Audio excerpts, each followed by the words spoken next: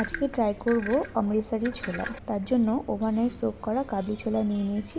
এবার এটাকে প্রেশার কুকারে সিটি দিয়ে সিদ্ধ করব। তার জন্য কিছু মশলাও এর সাথে নিয়ে নিচ্ছি, যাতে সিদ্ধ হওয়ার সাথে সাথে এর ভেতরে কিছু মশলাপাতিও ঢোকে। এক এক করে সব মশলাগুলো দিয়ে এবার এটাকে আমি 2টো সিটি অবধি এটাকে সিদ্ধ করব। তারপরে দেখে নেব যাতে খুব বেশি সিদ্ধ না হয়ে যায়। এক একটা জায়গায় কিন্তু অঞ্চলভেদে এই সিদ্ধ হওয়াটাও একটু ভ্যারি করে।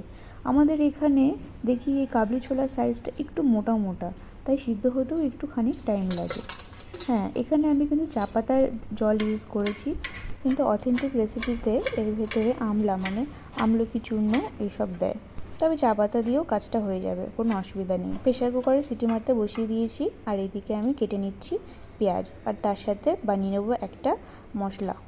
অমৃতসরি ছোলার আসল স্বাদ কিন্তু অমৃতসরে গিয়েই পাওয়া যাবে। অঞ্চলভেদে যেহেতু জল চেঞ্জ হয়ে যায়, তাই তার স্বাদটাও কিন্তু চেঞ্জ হয়ে যায়। সেটাই, তাই না?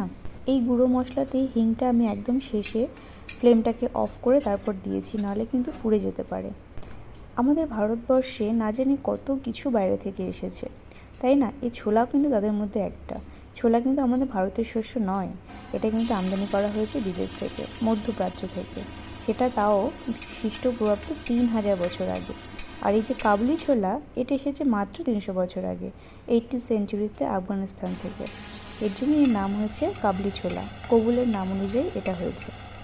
কথা বলতে বলতে আমি মশলাও কষিয়ে নিচ্ছি। মশলাটা যাতে পুড়ে না যায়, তাই মাঝে মাঝে কিন্তু একটু জল দিয়ে এটাকে কষতে হবে। কারণ যেহেতু এই যে পাউডার মশলা, এটা অলরেডি রোস্টেড, এটাকে যদি আমি আরও বেশি করে কষাই তাহলে কিন্তু পুড়ে যেতে পারে। তাই অল্প অল্প জলের ছিটা দিয়ে এটাকে কষাতে হবে। পেঁয়াজ আর মশলা মোটামুটি ভালো করে ভাজা হয়ে গেলে এরপরে দিয়ে দিচ্ছি টমেটো পিউরি। আর 3টে টমেটো, ভালোই বেশ বড় বড় 3টে টমেটো, এটাকে পিউরি করে দিয়ে দিচ্ছি। এবার টমেটো আর মশলাটা কষতে থাকুক। এদিকে আমি দেখিয়ে দিচ্ছি আমার ছোলাগুলো কেমন করে সিদ্ধ করেছি। এই যে ছোলাগুলো গোটা গোটা থাকবে, কিন্তু চাপলে ভেঙে যাবে এরকম। আরও কয়েকটা দেখিয়ে দিচ্ছি। এই যে এরকম চাপলে ভেঙে যাচ্ছে, কিন্তু দেখো ছোলাগুলো কিন্তু সবগুলোই গোটা আছে, বেশি সিদ্ধ হয়ে যায়নি। এদিকে আমার মশলা থেকে তেল ছাড়া শুরু করে দিয়েছে, তার মানে আমার মোটামুটি টমেটো আর মশলা সব ভালোভাবে কষে গেছে। এরপরে আমি দিয়ে দেবো ছোলাটা দিয়ে এবার ওই যে প্রেশার কুকারে জল ছিল সেটা না ফেলে দিয়ে সেটাই এবার এখানে দিচ্ছি। অবশ্যই জলটা একদমই ফেলবে না, সেটাই এখানে দিতে হবে। কালারটা দেখেছো কেমন মেরুন কালার?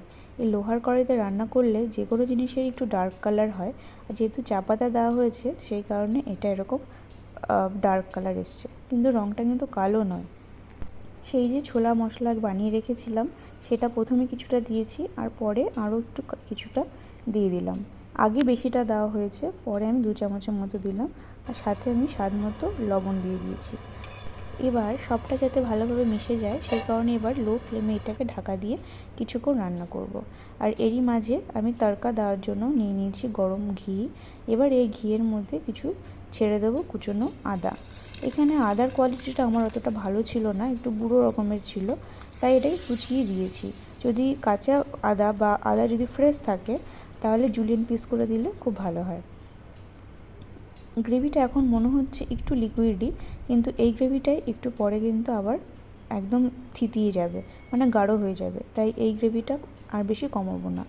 এখন আমি এখানে দিয়ে দেবো ওপর থেকে কুচনো ধনেপাতা। ব্যাস, পারফেক্ট! আমার অমৃতসরি ছোলা একদম রেডি। এবার এটাকে আমি সার্ভ করব। এই অমৃতসরি ছোলা এর সাথে কুলচা বা পরোটা বা রুটি সবই কিন্তু দারুণ যায়, অসম লাগে। দাঁড়াও, নিজের রান্না নিজেই একটু টেস্ট করি। ওয়াও, দারুণ! আজকের জন্য এইটুকুই, টাটা।